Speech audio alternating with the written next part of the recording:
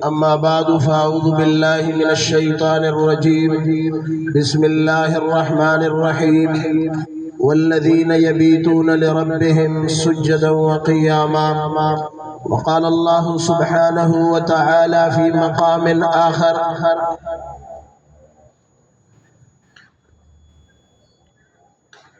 يا أيها المزمل قم الليل إلا قليلا نصفه أو انقص منه قليلا أو زد عليه ورتل القرآن ترتيلا إنا سنلقي عليك قولا ثقيلا صدق الله مولانا العظيم. برادران اسلام کیم سڑائی چه غوڑی چه متا دنیا د آخرت ترقی ملاو شي. هر سړی په دنیا شي ک نرینا دی او ک شزینا دی دا خواهش تا چې زی عزتمن شو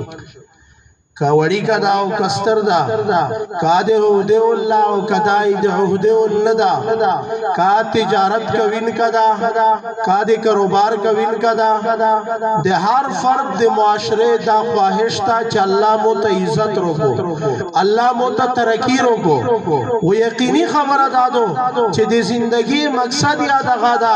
چې میشتو سے تا الله دنیا او آخرت سے غټلی روکو او د دنیا یا او د آخرت یا ترقی اللہ پاک روکی. ہر سڑائی دی دغه تتبو په تلاش شریری چې موتا ای دنیا د آخرت غټلی او ترقی الله نصیب کی. موتا یا د مو اولاد تیا د مو بل بچے تیا د مو خاندان ته چې ترقی ملاو شي. نو که ترقی غوړی ہے پینځه شي نه دي چې پا پینځه شي ترقی ملاوي ای دنیا یا او د آخرت یا امو عزت بولے گوری ہے مشتو سے پینز شہینہ گئی فرائض یاد گئی سنت یاد گئی واجب یاد گئی دیغن آباد دے محرمات نزون یا بچ گئی دے مکرونہ دے دینا اجتناب گئی امو عزت ملزن شہینہ مستحب دی. بہرحال خبر دادو لنڈا مختصر ٹیم بوتے دا شی اللہ جل جلالہو اولا خبر دی ترقی شئی چې کیم سړی ترقی غوړي دا سړی وي د قرآن سره نسبت او د قرآن سره تعلق او لگاو جوړي دا وي د قرآن د کلام الله تلاوت کوي ځکه چې قرآن کریم دا هغه کلام دا چې رب کائنات په خپل بده باندې کلام کړه دا لوی سعادت تا الله پاک دا الفاظ دا الف لام میم ذالک الکتاب لا ریب فیه یا دغرنګ نره سورتنا د الحمدلله والناس پر رب کریم خپل بونده پتا بونده کما یلیق بشانه اللہ پاک پدے بونده کلام کڑا دا تلاوت کڑا دا رب کریم دا دا اللہ کلام دا نو دا لوی سعادت تا بکیم سڑائی دی ترقی غوڑی نو دخ سڑی تا پیغمبر خدا فرمائی صلی اللہ علیہ وسلم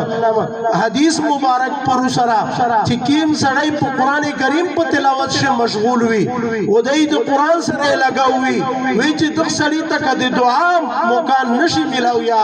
الله رب العالمین دتا چا دای سمرا هوړي پانا زیوت الله پاک ورکي چې دای په قرآن کریم په تلاوت شه مصروف تا ځکه چې الله علیم بذات الصدور دا الله په زړه پر ازه خبر دا الله د زړه پر رګ رګ خبر دا انسان ته ور خبر ذات تا لا تدركه الابصار وهو يدرك الابصار وهو اللطيف الخبير خبردار ذات تا. نو لہذا مختصرا اولا کامیابی آد قرآن کریم تلاوت تا دوما کامیابی کیم سڑائی چغوڑی چه دی دنیا کامیابیاں متملاوشی و دا آخرت کامیابیاں متملاوشی نو آ سڑائی و تحجد کئی دی تحجد گزار سڑی تا اللہ دی دنیا ترکیہ ور گئی اللہ دی قبر و دا آخرت دی قیامت ترکیہ اللہ پاک ور گئی ویلے اللہ پاک عباد الرحمن خصوصیات شاء اللہ فرمائی والذین یبیتون لربهم سجدا وقیاما دا اللہ خاص بنگون آغا دی چھ دیش پاتے رہی دی سجدے و دی قیام پا حالات شے و نبی علیہ السلام مبارک تا اللہ وی یا ایوہ المزمل یا ایوہ المتصر امو عزت والے نبی کریم صلی اللہ علیہ وسلم قم اللیل الا قلیلا نصفہ او انقص منہ قلیلا. بہرحال تفسیر ٹیم ندا. بہرحال نبی علیہ السلام مبارک تا دی تہجد دیر لوی فضیلت نبی علیہ السلام مبارک مشتشل دا. کیم سڑائی چی تہجد کئی روایات شرسی نبی علیہ السلام مبارک فرمائی کہ دیش پہ پاخری حصہ شے رب کریم کما یلیق بشانہی دغس مونتا تشریف فرماشی ویدو زوینا اعلان کیجی کہ اللہ رب العالمین حکم سرا چھ سیکشتا چھ دیمونا معافی اگڑی ہوزی معافی ہو سیکشتا